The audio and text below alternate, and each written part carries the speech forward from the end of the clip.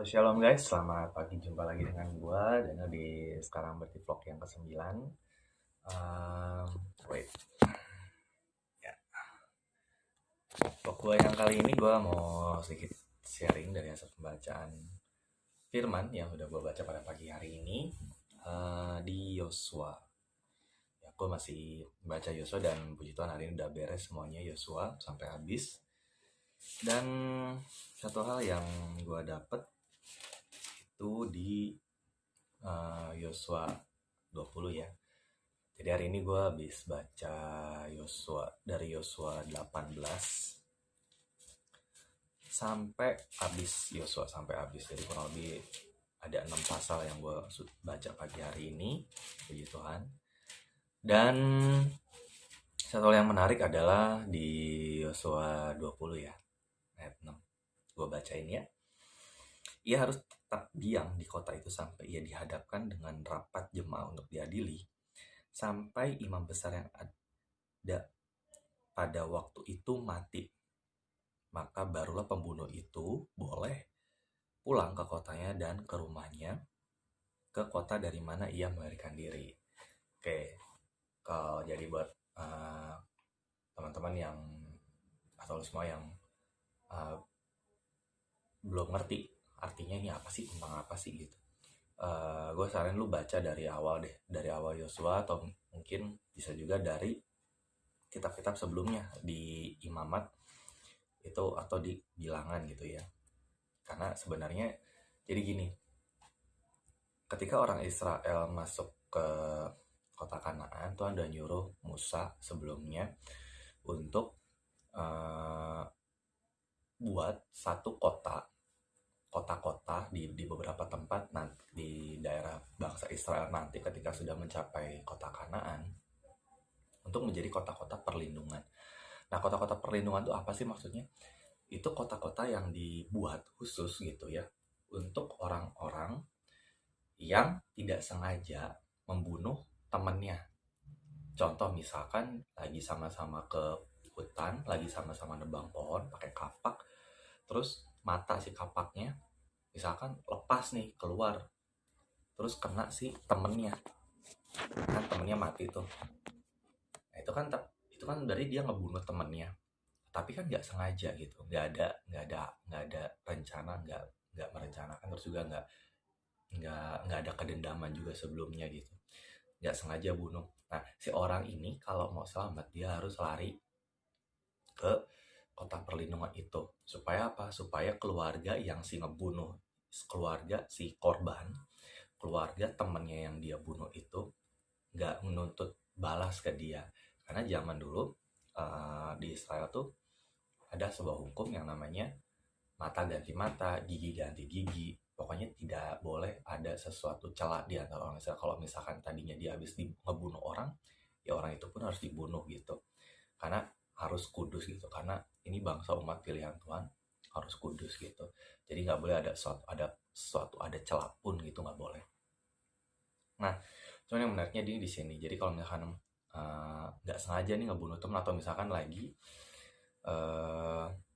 jalan di antara bukit misalkan ya, terus nggak sengaja si temennya ini jatuh ngedorong temennya yang di depannya. Nah, temen yang di depan ini akhirnya jatuh ke jurang gitu. Nah, itu kan berarti nggak sengaja ngebunuh kan. Nah, dia harus lari ke kota-kota perlindungan ini. Nah, si orang ini harus diam di kota perlindungan ini ya, sampai dia diadili gitu. Sampai dia diadili. Jadi kalau misalkan nanti si penuntut darah atau si keluarga temennya yang meninggal ini datang ke kota untuk nyari dia yang ngebunuh, itu dia dilindungi oleh si para penatua di tempat itu, di penatua di kota itu, dan dia harus nunggu di situ, dia harus diam di situ di kota itu, nggak boleh keluar. Karena kalau misalkan nanti dia keluar dan dia mati di luar kota itu, berarti bukan tanggung jawab kota itu gitu. Nah, dia harus diam di kota itu sampai dia diadili dan sampai imam besar pada saat itu mati. Baru nanti dia boleh bebas dari kota itu, kembali pulang ke tanah asalnya, ke Kalau di sini, kalau di bahasa Inggrisnya dibilang ke his inheritance, artinya jadi ketika bangsa Israel masuk kota Kanaan kan dibagi-bagi tuh wilayahnya gitu ya. Ini untuk suku ini untuk suku ini, si keluarga ini dapat tanah di tempat ini berapa kota. Jadi dapat bagian warisannya. Jadi si orang ini bisa kembali ke warisannya gitu.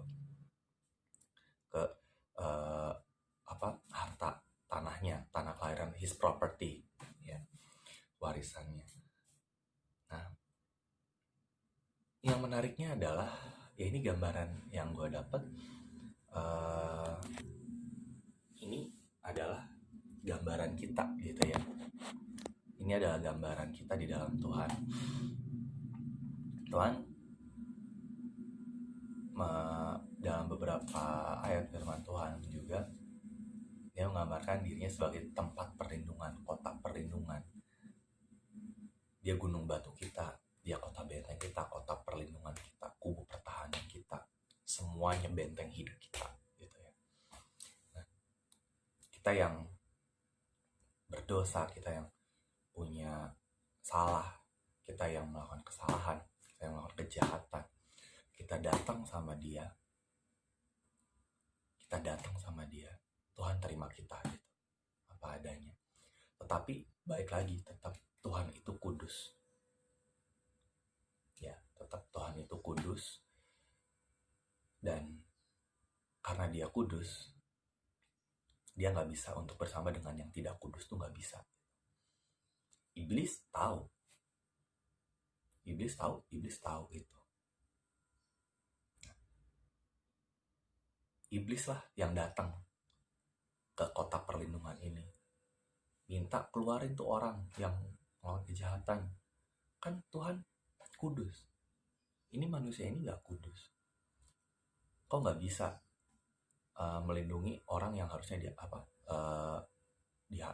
dibunuh gitu, kok nggak bisa melindungi orang yang bersalah. Kalau kita bayanginnya di yang kejadian yang di kota perlindungan ini ya, iblis yang datang ya. Sorry tadi ada gangguan, keputus. Nah, jadi di Yosua 20:6 ini, kalau kita balik lagi ke sini, itu ibarat kayak iblis yang datang menuntut pembalasan hutang, pembalasannya ya, mendakwa kita di ayat yang lain.